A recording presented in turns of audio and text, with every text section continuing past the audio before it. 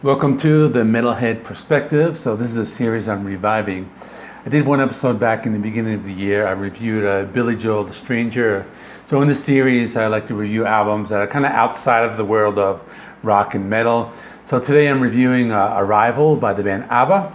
So this album is celebrating its 45th anniversary. It was released on October 11th, 1976. It was recorded in Metronome Studios in Stockholm, Sweden, and produced by Benny and Bjorn from the group ABBA.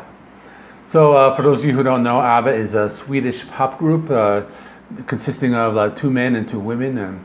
So in the band we have Agnetha Falstog on vocals, Annie Fried Lingstad on vocals, Benny Andersson piano, synthesizer, and other instruments, and Bjorn Ulvaeus acoustic guitar, electric guitar, and a couple other instruments. You know, most of the songs are sung by the women, but the men sometimes do add some vocals. They also have a number of session musicians playing some other instruments. So this was released in the mid-70s, so a lot of the songs have a disco sound, but they're all catchy pop songs. There's a very slow ballad, and there's a song with a rock and roll influence, so there's a little bit of a mix here. The original album only about 30 minutes long, and I'm going to go through the songs. So the first song is When I Kissed the Teacher. So this one starts with acoustic strumming. The lyrical content is, I guess, a song that didn't really age well. It's about a student kissing a teacher. Kind of a short and catchy pop song. You know, they later compared this song to the Van Halen song, Hot for Teacher, you know, songs about student crushes. The next song is Dancing Queen. This is one of the big hits from the album, one of the most recognizable songs. It's classic 70s disco, which is actually not the genre. It's actually, the genre is Europop, similar to American disco music. Has a danceable beat and keyboard melodies. So this was a #1 hit in over a dozen countries. Spent 14 weeks at #1 in Sweden. Track 3 is My Love, My Life. It's a very slow ballad. It's a love song, you know, some orchestral sounds. This one I kind of found slow for me, but you know, this one has been considered one of the best vocal performances, you know, by the women in the group singing. Next song is called Dum Dum Diddle. It's kind of a catchy pop song backed by keyboard and orchestral sounds.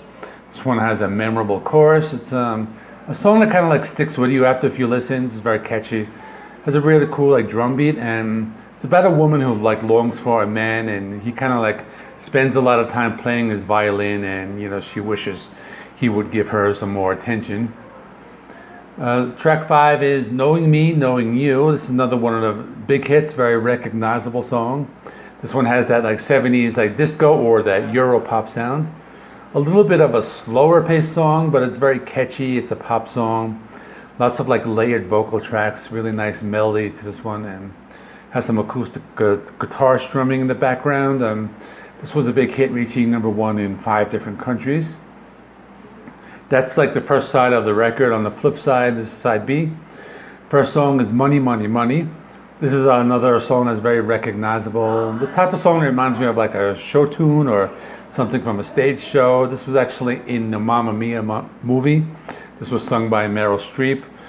The keyboard melodies are very memorable in this one. I really like the vocal performance on this song. And this song peaked at #3 in the UK. The next song is That's Me. This one has that disco sound with kind of a little bit of a rock feel. More of an upbeat song with a really cool drum beat. The keyboard melodies sound very good. Really good vocal performance on here. And this one has some layered vocal tracks.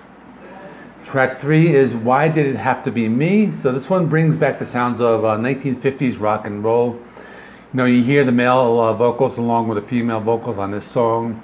Has a really nice beat. You hear some guitar playing. There's some saxophone on the song. And it has been said that the song has been inspired by Fats Domino. The next song is called Tiger. This one has more of that upbeat disco sound mixed with that catchy pop melodies. The song is a little faster paced. Really great vocal performance. Kind of a slightly Middle Eastern melody. The tiger in the song is actually a metaphor. You know, some have said it's about danger in the city, or it's about a serial killer, or just drug addiction. Track 5 is called Arrival. This is the title track, the last song on the album. Now there are a few more tracks on like some of the reissues, like the big hit like Fernando. That's like one, I think might have been their biggest hit. But I'm not going to talk about those. This is the last one I'll discuss. Basically an instrumental. There are some like backing vocals, but there's no like written lyrics to the song. And this is just a 3-minute instrumental inspired by like Swedish folk music. So in conclusion, it's a good album. Has a lot of recognizable hits. You know, something I could get into. I do need a break from the rock and metal.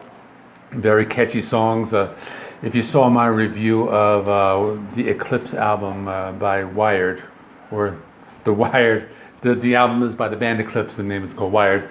I was talking about how like a lot of pop music comes out of Sweden, and a lot of it originated, like, you know, like from this group ABBA, who have been like putting out like these hits that were big all around the world. So coming up this week, my contest drawing, I probably should do that tomorrow. Ranking of the Ministry albums, Best of the Worst, Metallica, and Saxon Denim and Leather 40th anniversary review. That will be this week. This is JC Rock and Metal Reviews. My name is John. Now I will link the episode of the Metalhead Perspective with Billy Joel the Stranger. I'll put that one right there. So that's all. I will see you in the next one.